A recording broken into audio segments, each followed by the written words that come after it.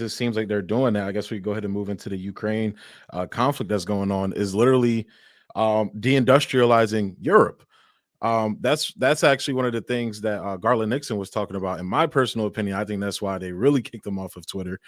But he introduced this theory that I found fascinating, that what if the whole time, this whole Russia Ukraine thing was about basically stealing Europe's industry as a means to compete with China, which is like, that was something I never really thought about because of how hawkish they've been towards Ukraine since 2014.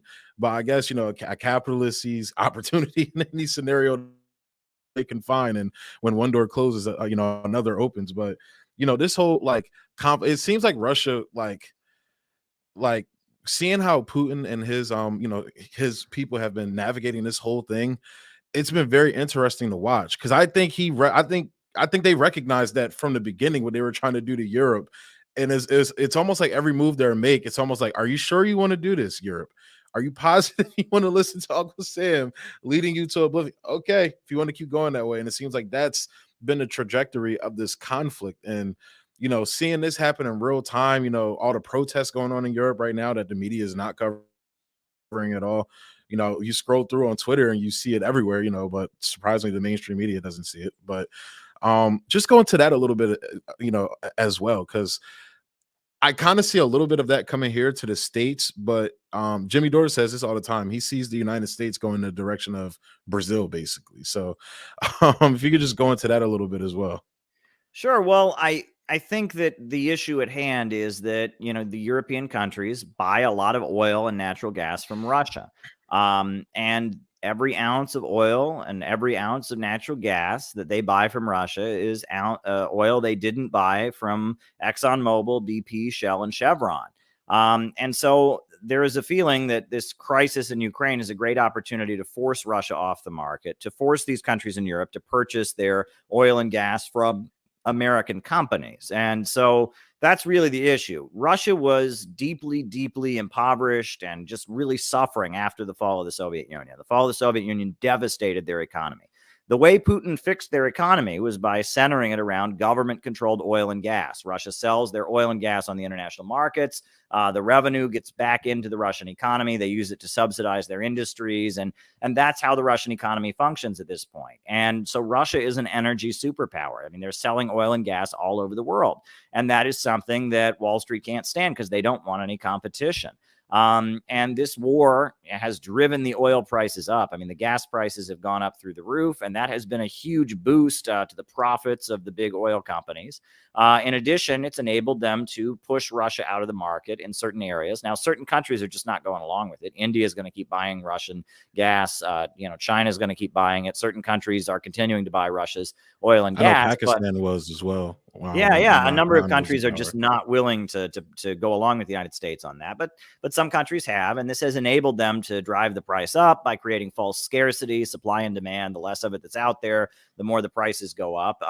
And on top of that, it's enabled them to then, conquer and push Russia out of certain markets. I mean, this is a power grab by the big oil companies. And big oil, I mean, that really is Wall Street. I mean, if you look at Wall Street, you've got HSBC Bank. That's British Petroleum, basically. That's the Hong Kong Shanghai Banking Corporation. It's a bank that was set up for laundering drug money by the British Empire, basically. And it was it was used for laundering money into China before China's revolution. And now it's one of the major banks on Wall Street, heavily tied in with BP. Chase Bank, that's another major bank. That's basically ExxonMobil. That's the Rockefellers. It's also the estate of the Morgans, JP Morgan. It's JP Morgan Chase. So you look at that. I mean, Wall Street is oil street. And oil is the commodity at the center of the economy. I mean, every gas, every car, every airplane, every plastic item, that's petroleum in there. And that's a profit for them. And so they sit at the center of the economy. Very much the CIA and the intelligence agencies, a lot of their work is done by corporations that are funded by these same entities. The Rockefeller family, it's Standard Oil, which the modern incarnation of is ExxonMobil, the Rockefeller think tanks. That's where a lot of the work that's done by the Council on Foreign Relations and other entities that craft U.S. foreign policy, it's being carried out, directly funded by the oil companies and by the estates of oil monopolies and oil dynasties. And the intelligence apparatus and big oil seem to walk hand in hand. And Silicon Valley and the tech giants, the tech monopolies, are largely their creation. The free market didn't create the computer revolution. During the 1970s, the U.S. intelligence community figured out that the U.S. had more resources to invest in computers. So it was loans from the NSA, loans arranged by the CIA, loans arranged by different intelligence agencies that enabled, Apple and IBM and eventually Microsoft and eventually Google and Amazon and these corporations to start up. They were all basically brought into existence by the intelligence community. And this is not a secret. You can Google this. I mean, it's kind of acknowledged that the intelligence agencies decided they were going to, make sure that the USA was leading in terms of computers. And it was a strategic decision. And Silicon Valley, there's a reason you talk about Silicon Valley, you're talking about California, right? And that's a hub of the American intelligence agencies. I often talk about Marilyn Ferguson and her book, The Aquarian Conspiracy.